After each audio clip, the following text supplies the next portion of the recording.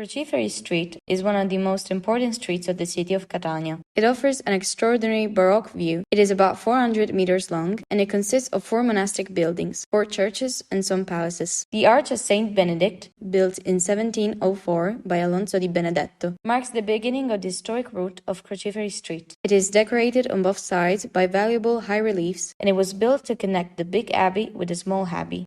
The big abbey is on your left, and it is adorned with an elaborate white stone facade. The stone is from Syracuse, while the small abbey is on your right, and it is characterized by a more modest architecture and a sequence of grills. They were window grates that protected the cloistered nuns. Since the street is full of buildings, it is assumed that below them stood the temples of Castor, Pollux, Aesculapius, and Hercules. After the disastrous earthquake of 1693, the Church of Saint Benedict was built on the rubble. It is located next to the entrance arch, and it was consecrated in 1763 by Bishop Salvatore Ventimiglia. Overlooking Via dei Crociferi is Alessi Street, known as the Alessi Stairways, consisting of 5 staircases. On the opposite side, we can find the Church of Saint Francis Borgia, with an imposing facade that turns on 2 orders of marble columns. Then we can see the Jesuit College, which in 1834 became the Royal Hospice of Charity. Further on, we can admire the elegant and complex Church of San Giuliano, built by Giuseppe Palazzotto. The Church of San Camillo dell'Ellis is near it, and finally, close to Crociferi Street, we can find Villa Cerami, one of the most historic and prestigious places in Catania. In front of the imposing entrance door of the villa, there is a fountain with the following inscription: Publico, nota publico, hic publicus, as it was built for the public use. The Church of St. Julian is one of the first churches that represent the baroque style of the city. The church is situated in Crociferi Street. It is part of the Benedictine nuns' architectural building. After the earthquake of 1693, the Benedictine nuns decided to move to a more central area of the city, that is the area between Lanza Street, later named St. Julian Street, and Crociferi Street. The project was commissioned by the Bishop Galletti to the architect Giuseppe Palazzotto. The construction of the building started in 1741. About between 1743 and 1749, the prospect on Crociferi Street was built, and it was inspired by the patterns of the Roman Baroque.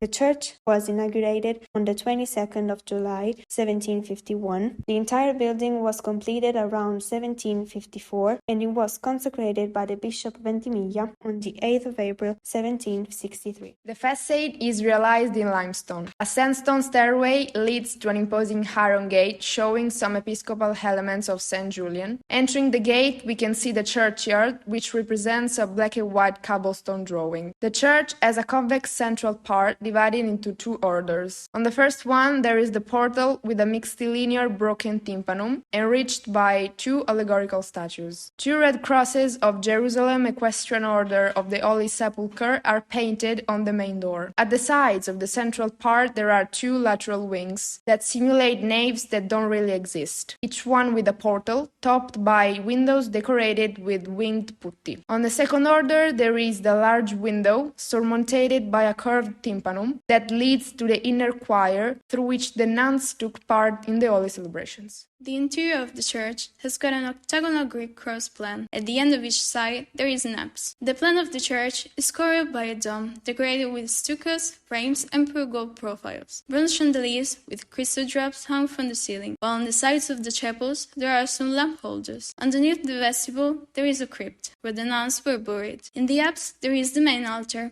which is decorated with marbles, jaspers, lapis lazuli, and some gold and bronze elements. On the altar, on the lateral corbels, there are 2 marble allegorical statues. One represents the faith, and the other the charity. And on his head, there are 2 angels on both sides of a small throne that shows a painted wooden cross. It is overwhelmed by a canopy that includes the presbytery area. Moreover, there are 4 altars, where there are important works by famous artists. On the right, we can see St. Antonio Abate in ecstasy, then La Madonna delle Grazie with the saints Giuseppe and Benedetto, while on the left side of the altar we can find San Giuliano and his life scenes, and then an alabaster crucifix which is about Our Lady of Sorrows, Saint Giovanni and Magdalena statues. In the apse there is the representation of God. Finally, the dome is decorated with a scene that shows God and Saint Pietro, who gives the gospel to San Barillo. Because of the suppression laws against the religious orders, the nuns were forced to leave the monastery and the church that became the heritage of the Italian country in 1866.